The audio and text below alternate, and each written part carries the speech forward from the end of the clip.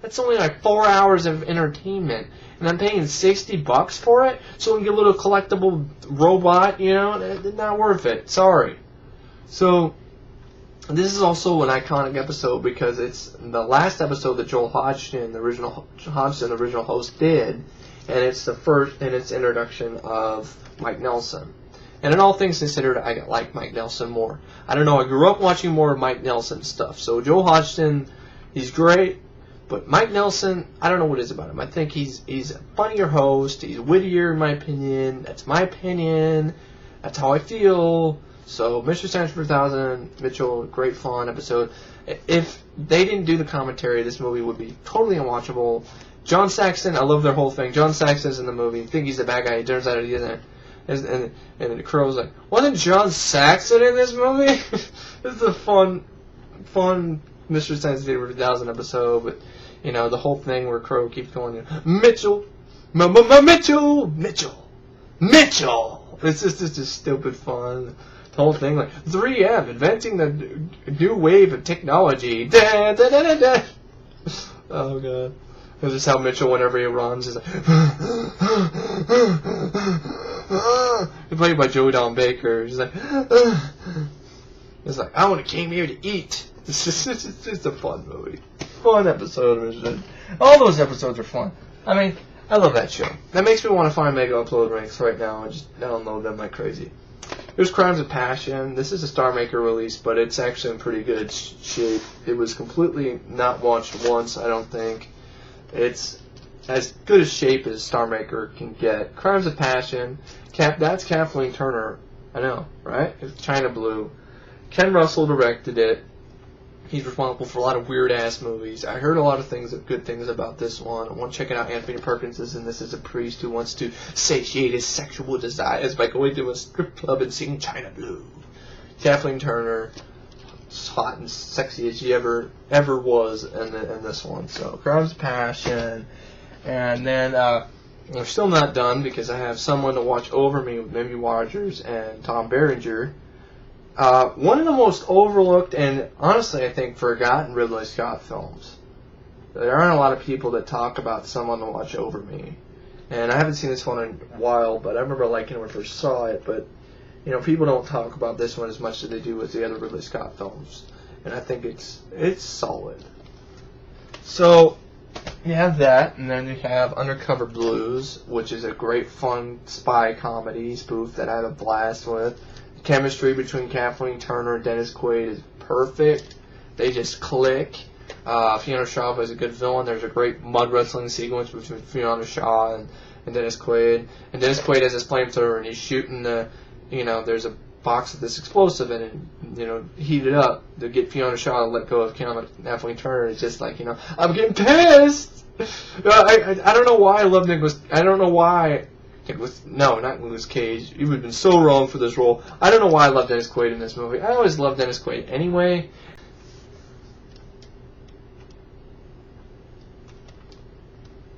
So, alright. So, this Undercover Blues, like I said, it's a fun movie.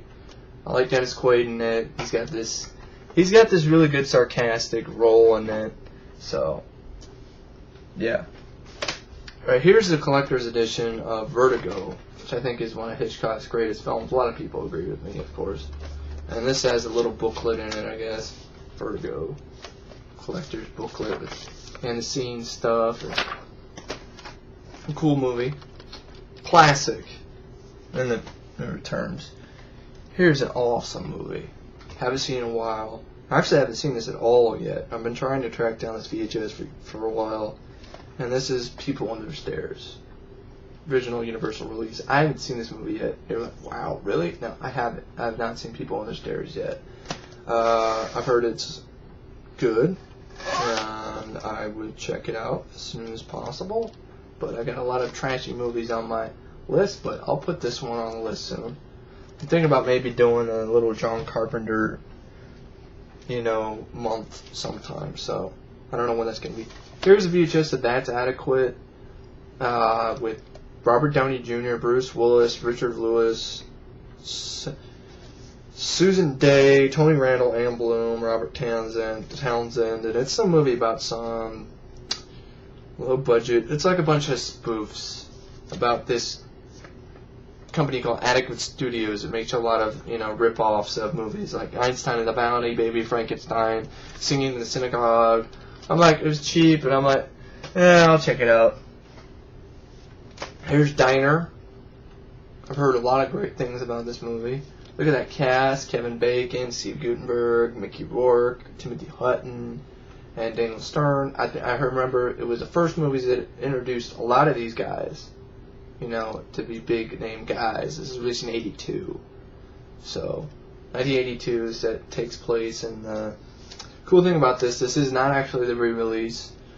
It's actually the original Diner, big box release of Diner in this box.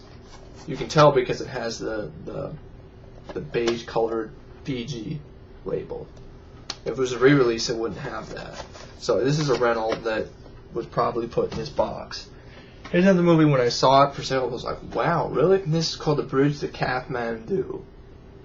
Not The Bridge that I keep thinking it's called that. It's called The Night Train to Kathmandu. It's got a really young Mila Jovovich. There's Mila Jovovich. And she was a teenage girl, forced to leave her friend. It's like an adventure. Her and this guy, they try to find the invisible city. So it's a TV movie, but I'm pretty sure this is not on DVD. So that's The Night Train to Kathmandu. This is 3,000 Miles to Graceland. I had fun with this movie. So I know there are a lot of people that don't like this and hate it or with a passion or think it's an absolute piece of shit. But I disagree. Here's a movie called Bound. And Bound is one of the first films that the Wachowski brothers did. I always like the way the trailer is edited, and Jennifer Tilly and Gina Gershon. So, the trailer looked like it would be fun, and the reviews are pretty good for that one. And the last one is called An Eye for an Eye. And this is not the one with Chuck Norris. This is the one with Sally Field, Kiefer Sutherland, and Harris. So that's Eye for an Eye. And that's that. So, that's the vlog, VHS, whatever update. I'll do a vlog later when I rant about the crappy new Spider-Man movie and all that stuff, but that'll be a separate one. This is basically just telling you about the new vlog I created, the upcoming the show, the new, probably monthly thing, and then also the fact that I'm going to be back on OCB Communications. So anyway, thanks for watching, and I will check you guys later. So, see ya.